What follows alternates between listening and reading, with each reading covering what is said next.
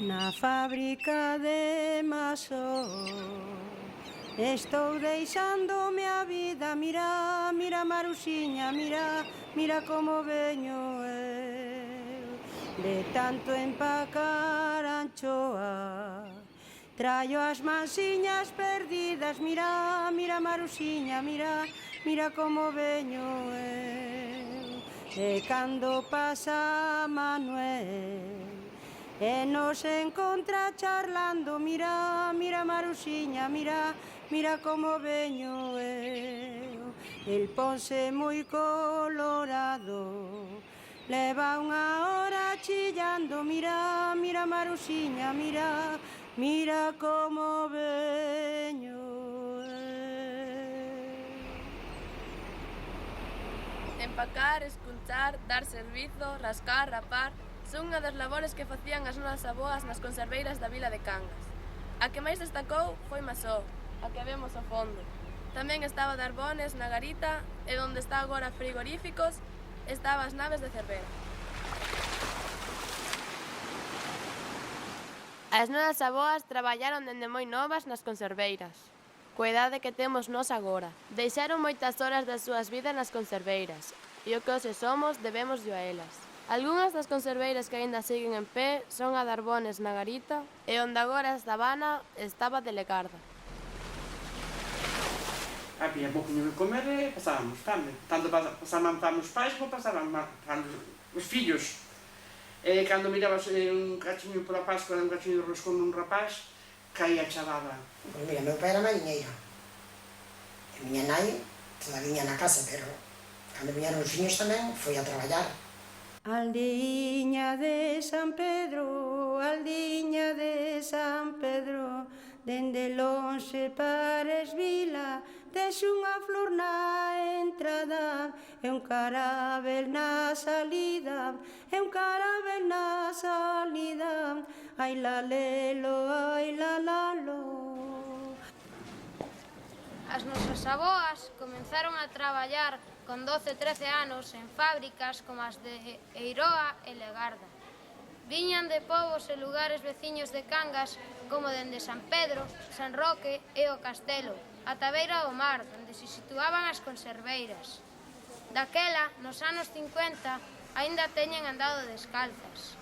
Eu recordo ir na casa ca miña bisaboa, o pai lle fixeron as tocas de madeira para poder ir traballar. Digamos, descalciñas para Masó, onde vemos descalza bastante. Despois, máis tarde, xa levábamos uns soques. Por na calle Real facíamos un ruído, mi madre, con soques a traballar. Chegábamos alá, cansados de tanto soque, de tanto ruído. Rosiña anda descalza, Rosiña porque quería. Rosiña anda descalza, Rosiña porque quería. Ao pé do mar había moitas conserveiras. O que hoxe a avenida de Bueu, Montero Ríos, antes estaba teigado delas.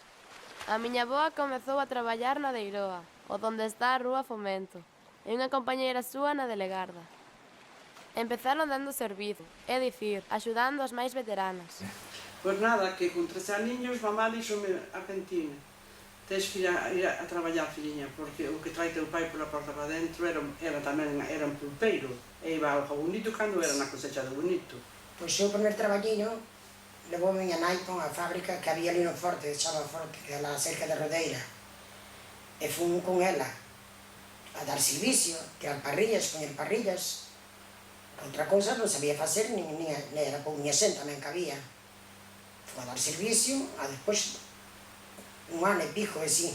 Despois, entonces, xa fui unha rapaziña que xa tiña os 14 anos, e fui a pedir sitio a Masó. Traballei en Eiroa, onde é hoxe a calle de Fomento. E aos 14 anos marchei para Masó. Na do Bobo, aquilo era unha esclavitud, a verdad. Estábamos todas molladiñas, ca barriga mollada, pingandiño, de moura e todo. Aquilo era moito. Nadie no servero traballei moi pouquiño. Nadie naxo xa traballei ben. Xa traballei dando servicio, pero moi ben, todo limpiño, todo ben, moi ben. Sí. Eu só traballei na de Masó.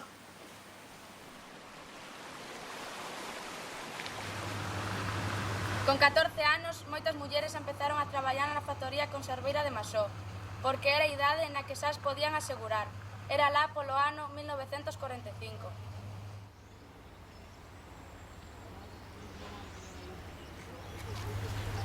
Ves, Alba? Aquí estaban as oficinas onde lles tomaban os datos para logo contratalas. Isto que me dis coincide co que escoitei a miña veciña, que de boca en boca circulaban a noticia de que necesitaban xente na de Masó, e daquela viñan as rapazas a solicitar emprego. Despois fun para Masó, aos 14 anos, oíamos dicir que facían sitios para ir a traballar, entonces fomos unhas cuantas, e fixemos sitio, éramos 5. Nos fomos a pedir sitio, fomos a a ventanilla que nos dixeran que era Eugenio, foi que nos preparou os papeles, todo, ese Eugenio. Os anos que tiñas, dabas todo, filla de quen eres, sí, os irmáns que erades, todo, como se fuera a identidade, sí, vamos, que se marchamos para casiña contentísimas, porque nos dixera que sí, que se nos mandarían recado, tardarían 15 días mandando recado para ir a traballar xa. E xa fomos traballar seguido. Estas rapazas comenzaban a súa andaina laboral dando servizo, axudando as mulleres veteranas, traían peixe para poder empacar, estropallos para rascar a anchoa, panos para secala, aceite para botar nas latas, facían horas extras, velaban noites. Como nos gustaban tanto a traballar, éramos traballadoriñas, claro que éramos traballadoriñas, e os encargados que nos miraban, pois xa sabían tamén. Entonces, antes de empezar a xente a traballar pola mañá, íbamos unha hora antes a colocar todos os platos e poñer as mesas listiñas cos platos cheos de peixe, de anchoas, a rede, o peixe todo o servicio que facía falta, as tinas, todo o que facía falta. Despois, cando entraba a xentiña, a xente toda, cando pitaba o pita entraba a panta a xente, xa tiñan todo colocadinho ali, nas mesas. Daquela, que nos conte Maruja o que era dar servizo. De rapazas, ao entrar, como non sabíamos facer outra cousa, poñíanos a dar servicio. Dar servicio, traballando na anchoa, era botar o peixe nos platos, botar o estropajo na mesa. E despois hai que retirar o estropajo sucio, e ir a lavalo, e ir a botar outro limpio. E volver a encher os platos de peixe. E despois hai que vir a barrer todo, había que limpiar todo. Nena, chamábante. Nena, ou chamábanche por o nombre, pero máis ben chamábanche nena sempre. Dame servicio. Levabaslle trapos, levabaslle os paños, vaya, levabaslle as latas, o que lle fixera falta, o peixe, o estropajo, o que lle fixera aceite, o que lle fixera falta. Agora, Argentina, contanos, tío, que era traer os panos de secar. Cando terminábamos de rascar as anchoas e de cortar a barbilla e todo iso, abríamos e tiñamos que ter os paños para poñerlas ali e para que tuveran sequiñas, porque as anchoas si tiñan que ir moi sequiñas para as latas, ou para as latas ou para os latón, porque fora, depende do que che puxeran os encargados. Entón, cando non tiñas paños! Veña paños. E ti, dalle tiqui, tiqui, tiqui, tiqui, tiqui, tiqui, tiqui, tiqui. Chegaban a traballar, tiñan os platillos todos cheos ali, empezabas a rascar contra a cobisa, a rascar o pescado e todo. E veña, enseguida acababa o plato, para que puxeran outra, cando se acababa o plato, chamaban peix, peix. Entón, pois, claro, os pañinhos todos secos, empacaban. Unha fila, outra fila, outra fila, outra fila, outra fila. Ao chegar ese a mitad, pedían aceite. E xa había que estar moi atento a prepararlle o aceite, que non podían estar parados ni un segundo, senón xa a prima ese marrá que levamos nós, xa non funcionaba. O tempo era ouro.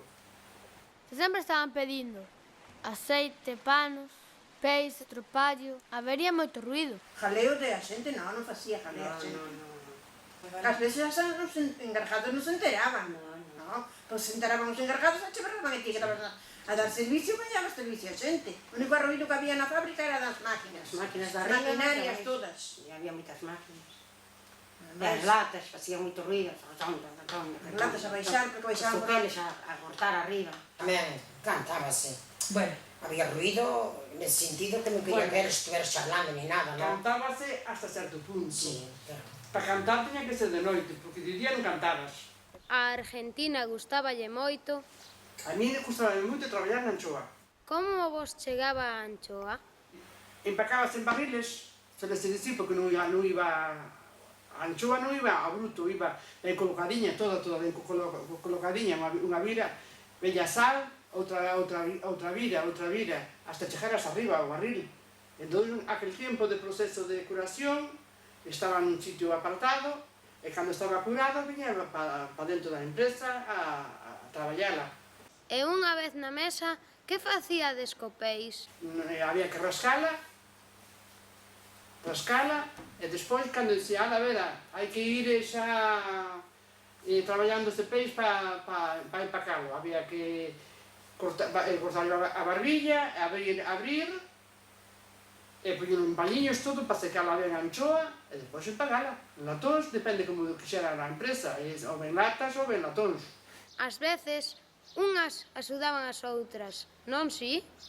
Bueno, porque a mellor alguna persona non somos todos iguales, se queda un moi atrás, entonces, se ti che sobran latas, pois, camufladamente pasabas a aquela persona.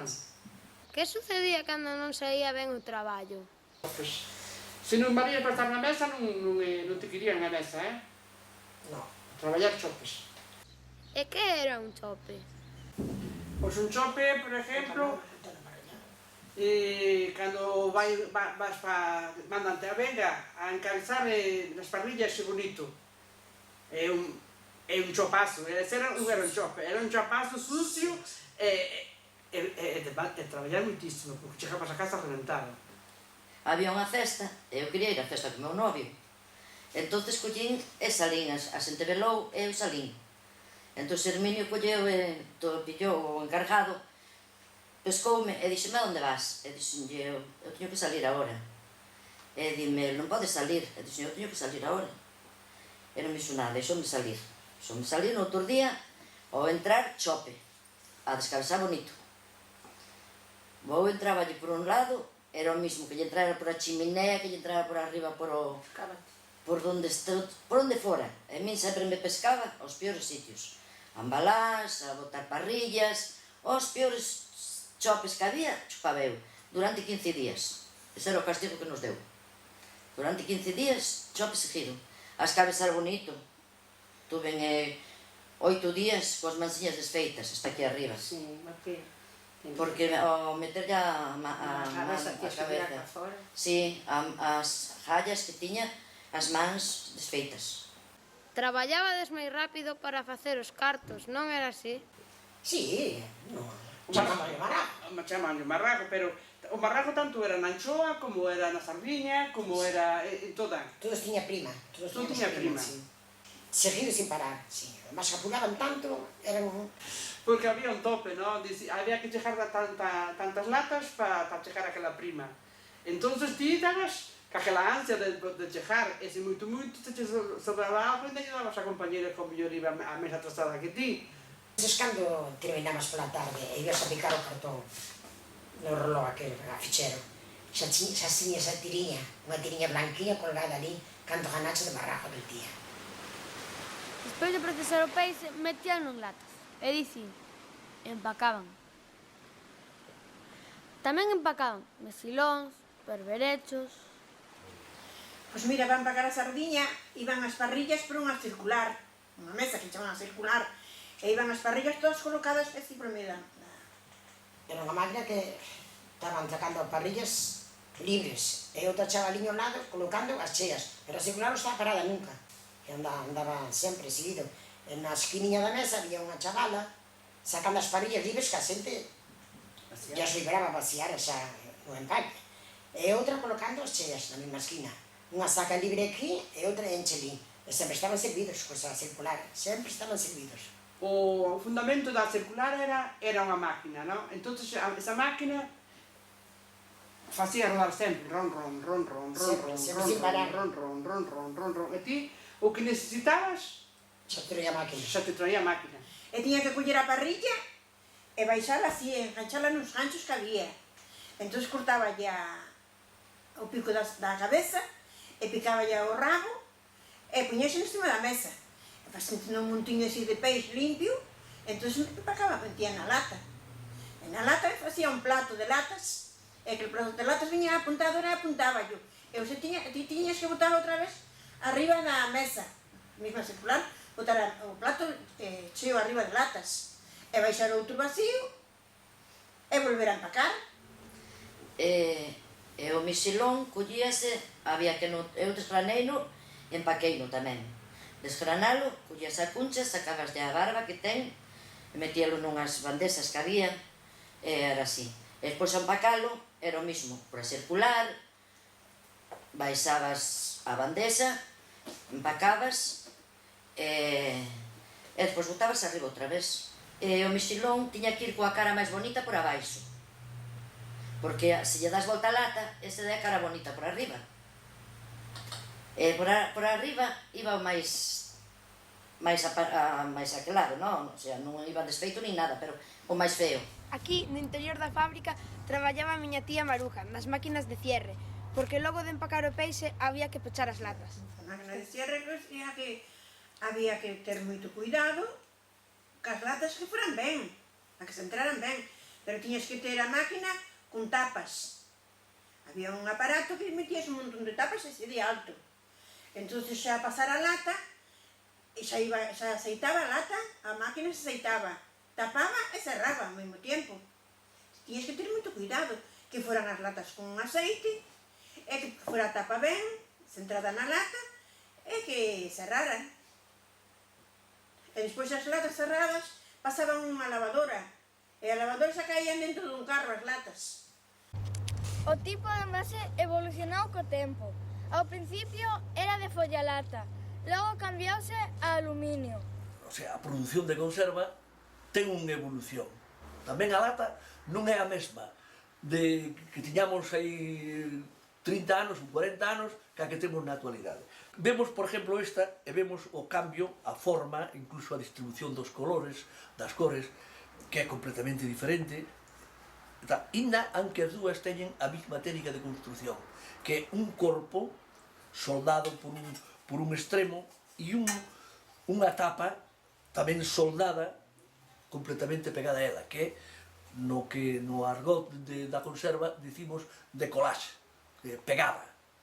O paso seguinte que é a lata embutida. Esta lata xa non ten esa parte soldada, sale do propio desarrollo, someter a plancha de ferro, a plancha de hoja de lata, sometela a presión do troquel, sale a forma da lata sin necesidade de facerlle ninguna soldadura. Con isto que se consigue eliminar o plomo do contacto co produto alimenticio. As latas están listas. O seguinte paso é preparar os pedidos. Estabas en expedicións, non si, aboa? Si, estaba en expedicións. Entrábamos, ao frente están os ficheros, collíamos o cartón, fichábamos, pasábamoslo para outra parte, e o puesto de traballo. Ali nos tiñan unhas mesas preparadas coas latas todas, ou ben para etiquetar, para estuchar, e logo daban-nos os pedidos e tiñamos que facer as marcas, tiñamos unha máquina, como un reloj, facíamos as marcas, e logo os pedidos marcábamolas as cantidades os compradores, para quen eran. Logo había que repasalo todo.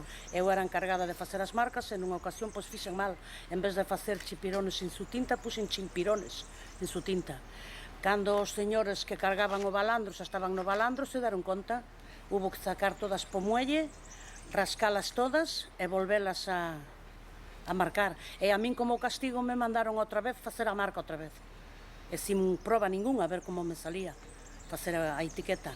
E me saliu ben, non me berraron, non me castigaron, non pasou nada. O que pasa é que despois, durante moitos anos, fui unha chica de los chimpirones. Mociñada la guerrida, con que peina de los pelos. Mociñada la guerrida, con que peina de los pelos. Con a erviña do monte, que lle chaman tromentelo. Facían horas, traballaban o marrajo e pola semana facían o cocío. Cociñar, lavar a roupa, lavar a lousa, coidar os fillos e traballar na beija. Chegar cansas, moi cansas, a noite.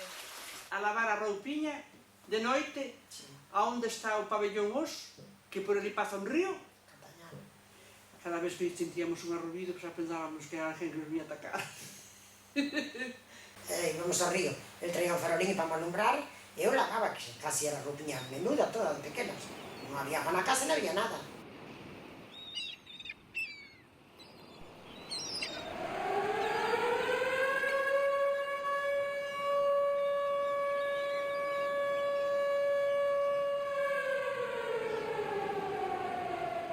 Cando viñan os barcos do mar con sardiña, chamaban para a xente para ir a traballar, e unha pitaba Cangas e Balea. 2 pitadas, Cangas, Balea, Darbo. E 3 pitadas era para todo o personal. Cangas, Balea, Darbo, Aldán, Coiro. Parecíamos gabotas a entrar na fábrica para ir a cortar o peixe. E a que máis e a que menos todo mundo corría para coller os mellores puestos. Para coller tantos mellores sitios, para cortar.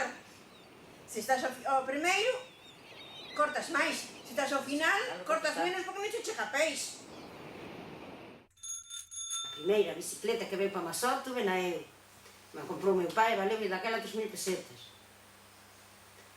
Xuntou na el pouquinho a pouco, comprou unha porque traballaba moito e non quería que fora correndo, que chegaba coa lengüiña de fora, cando chegaba a fábrica a picar o cartón. E como iba con miña nai a Beija, a cavar no millo, a regar, moitas veces, o día do meu santo, sempre nos tocaba a agua. Eu levantaba as 3 da mañá, e con ela a regar, pitaba má só, corre para a fábrica a correr. Entón, meu pai, despois deuse conta, comprou unha bicicletinha, e iba na bicicleta. E ao chegar a Cervera, vin un tombo, por medio día que a comprou, esparreime, rasquei todas as perniñas, toda a cara, pero eu fui para traballar igual. Na fábrica existía un dispensario médico onde se atendían urxencias. O practicante, limpioume a cara, botoume crome, que daquela non había betadine, e fui para traballar con mandilonciño, as perniñas todas rascadas, e depois, cando pitou a fábrica ás 12:30, fui para casa na bicicleta outra vez. Nas fábricas, tanto en Bueu como en Cangas, había unha clínica de urxencia atendida por un técnico sanitario que, bueno, a función era pequenas curas, pequenos accidentes, ou personas que ao mellor tiñan que inyectarse dunha maneira periódica, entonces a unha determinada hora deixaban o traballo e viñen a inyectarse. Ademais destes asistentes técnicos sanitarios titulados, había un médico titular que facía unhas visitas periódicas e, sobre todo, facía os análisis clínicos. El, todos os anos, todo o personal da fábrica estaba obligado a pasar unha revisión médica. Veo a cousa de facer os análises máis ou, sabes? Os análisis, e nós, claro, non sabíamos nada, nin como era, nin como non era. Viñan as do Aldán, tiñamos un mantenores, nos dábamos todas ali dentro, non sabíamos, en couriño ali todos esperando para facer o análisis. Nada máis que era taparse un poquinho con mandilón e todo farrapeiro vai. Para facer o análisis de sangue. Sabedes que facer o cotío, traballar fora da casa, ao mesmo tempo consumíalle todas as horas do día. Logo viñan os fillos.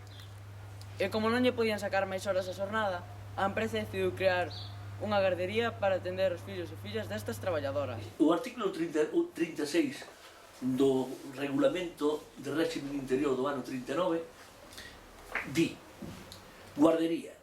Es propósito de la empresa, teniendo en cuenta el alto porcentaje de mano de obra femenina, la instalación de guarderías infantiles que permitan a las madres dedicarse con tranquilidad a su trabajo sin zozobra del posible abandono de sus hijos.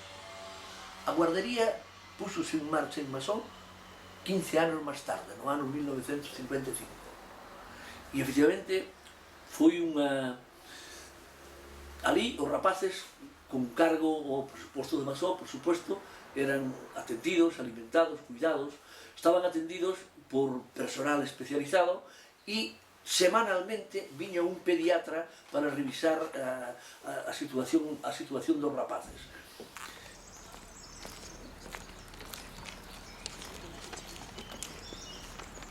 Mira, Rubén, aquí era a guardería onde traía a túa nai, a Nando e a Pili. Deixábamos pola mañán, viñan desde o 0 hasta os 4 anos.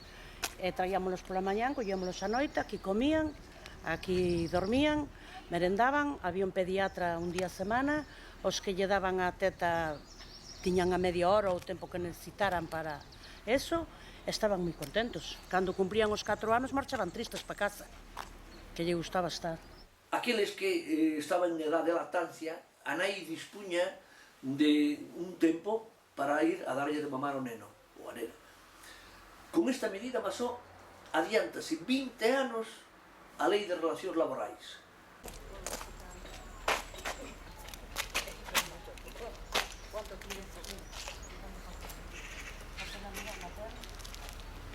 A ver, eu das miñas vivencias da gardería non me lembro de ningunha. De ningunha. Teño moitos recordos de falar delo na casa, moitísimas veces. O que si me acordo, e coñezo e aínda a día de hoxe me saluda, é unha das nosas cuidadoras, María Dolores. María Dolores. Acórdome, os primeiros recordos que teño de que nos bicaba pola rúa cando a topábamos, pero que non recordo nada máis. Sei que se fala moitas veces na casa que era moi cómodo traernos, deixarnos aí e recollernos despois, pero vivencias dentro da gardería, ninguna.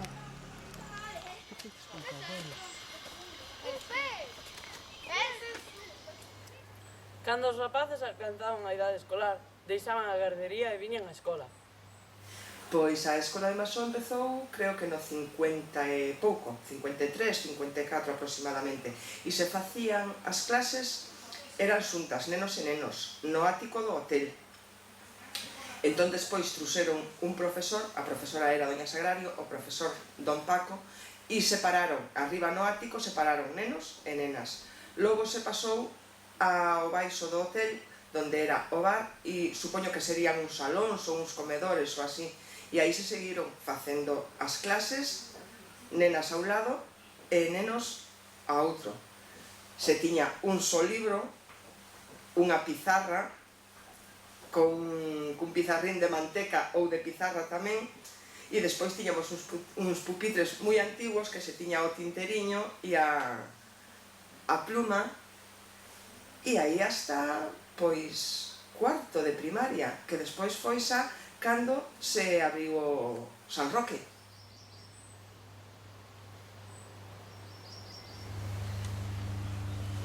E a compra, facer a compra. Nestes edificios tiña un economato. Era máis barato que as outras tendas. No economato había de todo, o que pode haber nunha tienda. Xabón, paños, de todo que pode haber nunha tienda. Entón, moitas latas salían truchadas tamén por os golpes que levaban, as latas. E truchabas un pouquinho, non? Entón, esas latas se van ao economato e vendían as máis baratas. E nosotros íamos a comprar.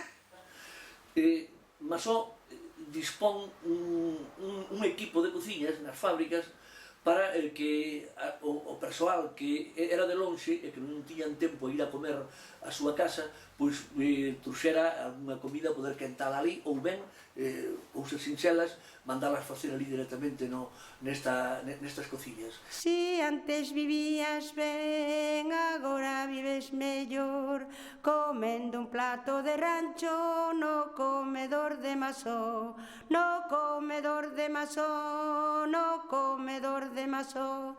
Si antes vivías ben, agora vives mellor. Comíamos alí, había unhas cociñeiras que unha estaba para facer o rancho, que era onde a multitud da xente toda comía do rancho. E había xente un poquinho máis delicada que podía traer da casa, traía o peixe para que lle fixeran ali, deixaban a notiña, e facían e deixaban así, os encarregados e todo iso, sabes? E tiñamos o plato, ela collía a cuchara, botaba xa no plato, e a veces casi pasabas mal, porque daballe un varexiño o plato e dicía o redor, e como o rancho tamén xa era soltiño, que non era espeso, enchía o plato e non levamos nada dentro. Iba todo variado así pos lados. A cociñeira que temos dalle un varexiño prato para que parezca moito, porque dicen que é barato, porque dicen que é barato, porque dicen que é barato. A cociñeira que temos dalle un varexiño prato. Outro paso importante, para min o máis importante na prestación de servicios sociais que dou Masó foi poñer a disposición do seu persoal unha asistenta social. A primeira asistente social que hubo en Galicia. Eu dicía, mas todas, mal esta muller, que ven aquí. Entrou ali como inspectora, a mirar a todos os sitios, para cá, para lá. Me explico, pero pasou así o tempo, e cando nos dixeron que era que viña da asistente social. Empezamos xa a preguntar con as voltas o que quería dicir iso, daquela non foi unha das primeiras novedades que iba só tamén truxo que era para mirar a xente que estaba enferma, para calquera problema que houbera na empresa que lle dixéramos a ela, para poder solucionalo e todo iso, non sabes? E fomos cando dixemos a señorita Sota, que foi unha muller que bastante axudou a enfermos e todo, Un pouco a miña historia, pois é a historia de moitas dúcias de rapaces e rapazas de Cangas que nun momento determinado, falamos de finais dos anos 60, 70, non tiñamos posibilidades de estudar máis aló da escola unitaria de cada aldea, non? Con moitos de nós, pois procurou nos becas, procurou axudas, moveu papeleo, que era cousa que as nosas nais evidentemente non podían facer, para conseguir que puderamos seguir estudando, non? Si hoxe eu son mestre, pois gran parte da responsabilidade, dito así, era a señorita, non?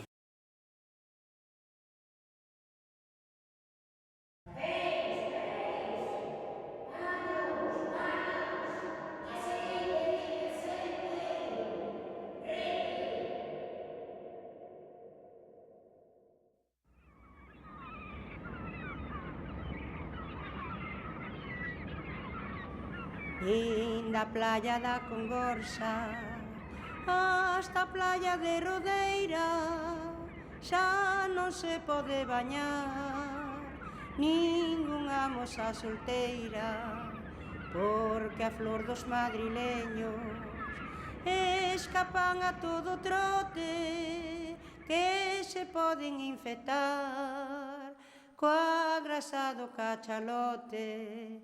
Antes que estaban os moros, a cousa iba mellor, agora están os de Nerga, non se para co fedor. Este ano xa das bolas, xa non van a saber.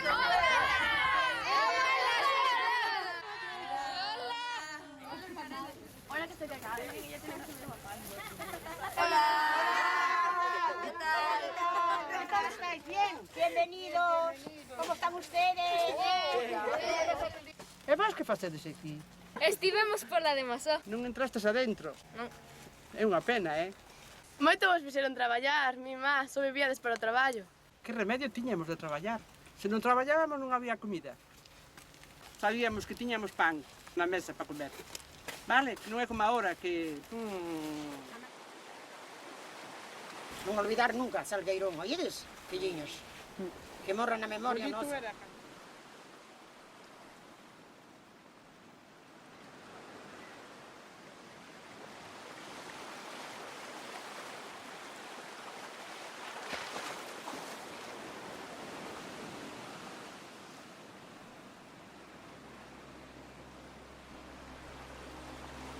Na fábrica de Masó estou deixándome a vida, mira, mira Maruxiña, mira, mira como veño eu.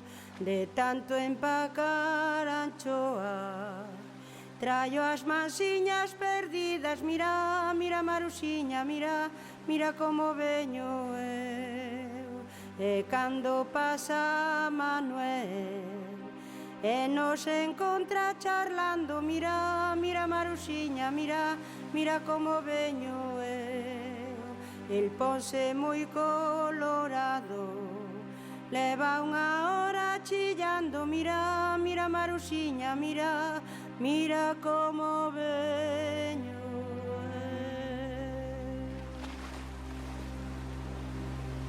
eu.